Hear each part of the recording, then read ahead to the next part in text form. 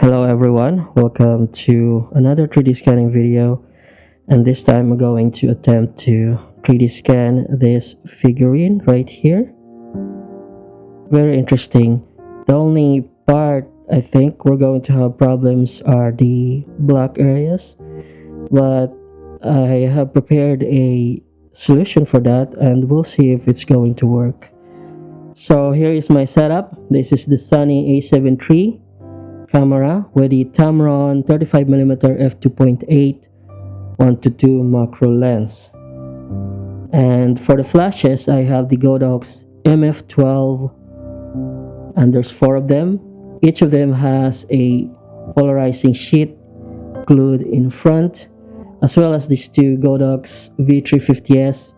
All these flashes will do in the scene is to light up the background without ever having to hit the subject from the front. So there's 2 of them, and just to make the background even. So the background is underneath the white cloth is a photography folding background that I just repurposed for this video, and I covered it with the light absorbing cloth, which is white.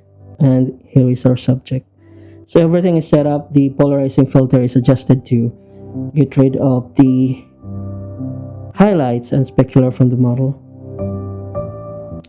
And I'm not going to use my turntable for this since it's black.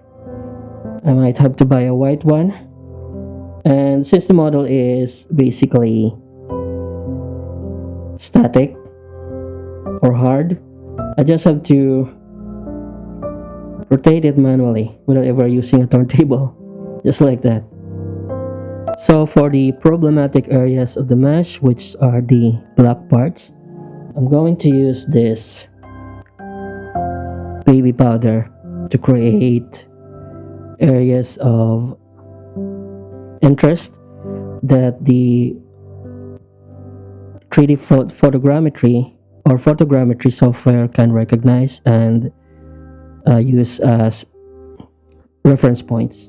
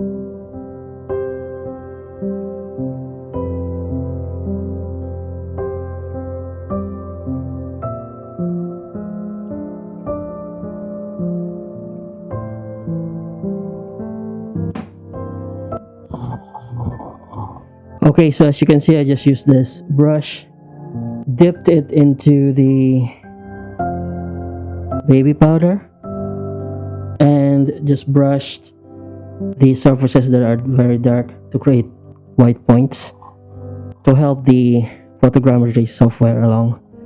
Okay, let's begin scanning. I have the camera tethered to this remote via Bluetooth, so I can use this to trigger the shutter. And I'm using DMF, which is kind of like autofocus with instead of manual focus, because the object will be rotated manually, and I'll probably, if I'm using manual focus, the manual focus is going to focus at a certain distance, and if I accidentally adjust the model beyond that, it might have or create an issue with the focus and create a blurry picture. So I'm using the DMF mode for the autofocus, it focuses, and then when you press, takes a shot like that. And then I have to turn the model very slightly. Make sure that there's proper interval between each shots.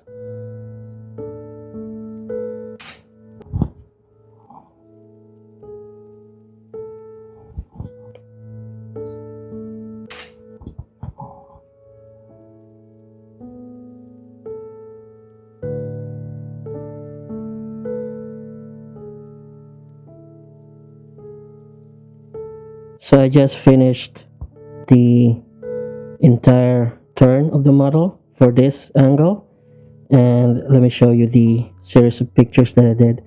It's kind of like stop animation, and you can see that the model is actually dancing kind of as I turn it, and also modify the act, not necessarily intentionally modify the position of the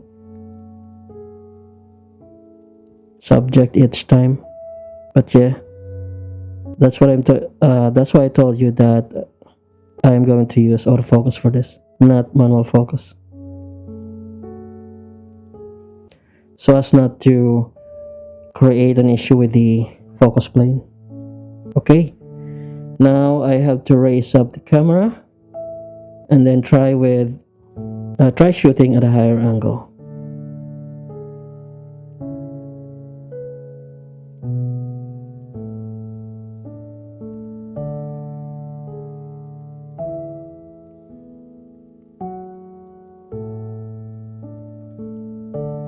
Okay, so I'm going to turn the subject on this angle and shoot it from here, then turn it again on its back and shoot it again like this, and in a 360 turntable fashion set of pictures.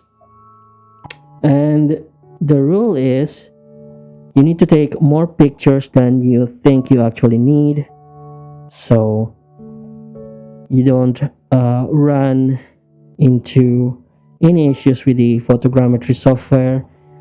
Sometimes even if you thought that you have taken enough pictures, you saw that the software actually couldn't build the model or construct the model because there wasn't enough pictures or enough overlap or enough reference points to actually build them. So this is the reconstructed model in reality scan,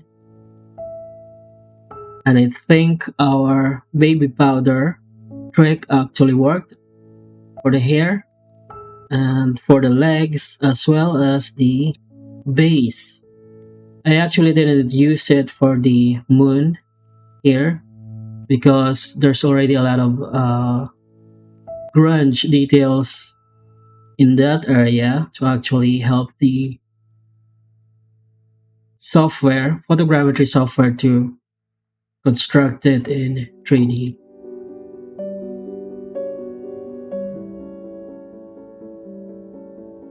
Okay, so what's the next step is to actually retopologize this and create a more quad-based mesh in Blender.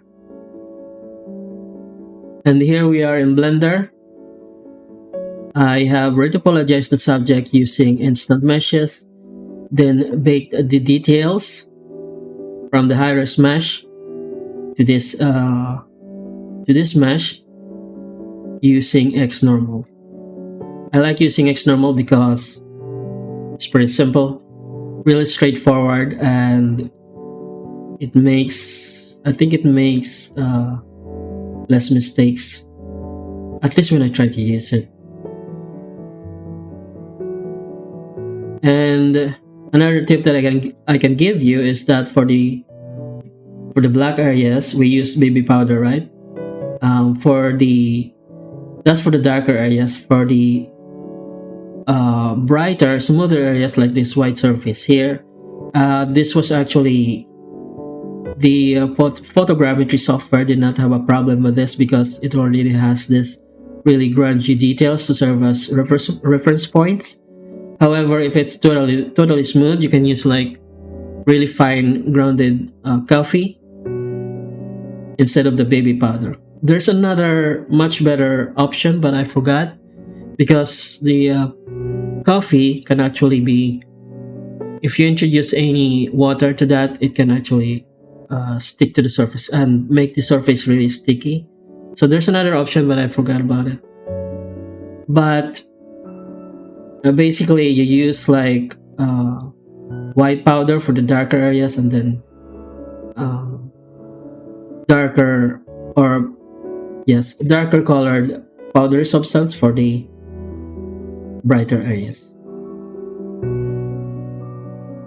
So you can get this for free in my Patreon. The link is below. Patreon.com/BlenderGappy. You can also support me there, so I can do more of these videos and upload more free stuff like this. And also so I can buy another camera, so I can 3D scan stuff outdoors, because the studio equipment I have here is not really suitable outside. I live in a country where people will flock at your these equipments are really not seen outside that much, so they're really weird. So people can flock around you and be curious at what you're doing and all that stuff. And you're like an introvert that's more into studio work, so that's gonna be bothersome. So something like a smaller camera that's not really that obvious is going to be really helpful when scanning outside. So that's it for this video. I hope you learned something new. And to be honest, the equipments I'm using are particularly expensive. So in later videos, I will try to experiment on mobile phones, and I can probably buy another camera that's a more economical version compared to this. However, if you're using mobile phones, the quality can differ on the price, of course. And some of the really best mobile phones for photogrammetry can equal the price of the Sony A7 III. So, if you're serious with photogrammetry, what do you get? Well, with mobile phones, you're restricted to LEDs for the lights. And if you're going to use polarizing filters with LEDs, depending on the length of the session of the scanning, it can melt. The LEDs can actually melt the filters, or not melt, or if you're using adhesive to put them on the LEDs, in front of the LEDs, those adhesive will eventually just peel off. And so that's the problem with LEDs. With cameras, you have the option to use the flash, which of course just creates a burst of flash in a split second. It doesn't introduce any heat at all to the filters or polarizing sheets or gels that you're using in front of them. And so it's a more optimal solution for if you're using polarizing filters. However, with this kind of setup, I'm not going to use this for outdoors or for the public places, because this setup is too heavy. It takes too long to actually prep or put everything together. So that's the advantage of the mobile phone. With a mobile phone, you can just wait for a cloudy sky and you go in and scan. You use those selfie sticks, long selfie sticks, and instead of buying a drone, you just use that, your selfie stick, your long selfie stick, and then your mobile phone. Then you can scan statues, buildings. With buildings, some buildings you may need to have a a higher vantage point if you're not using a drone. But for some buildings, you can actually get away with just using the extension rod on some structures. So that's the advantage of a mobile phone, or something like the Sony CV1F. It's also pretty light. It's a the lens, you cannot change the lens. I think it's 20 millimeters, but it's light as a cell phone. You can use that or a mobile phone, and then scan racks and everything. So that's the advantage, I think, of mobile phones and lighter cameras. It's easier to scan with them outside. With this setup, especially with the ring light, that's 400 watts. You need to use tripods for that, even if you're a gym buff and you're carrying it around like this. It will destroy your arms after a few minutes. So you need tripods, and you are going to shoot this way, then lift the tripod, change position, shoot. It's an exercise. So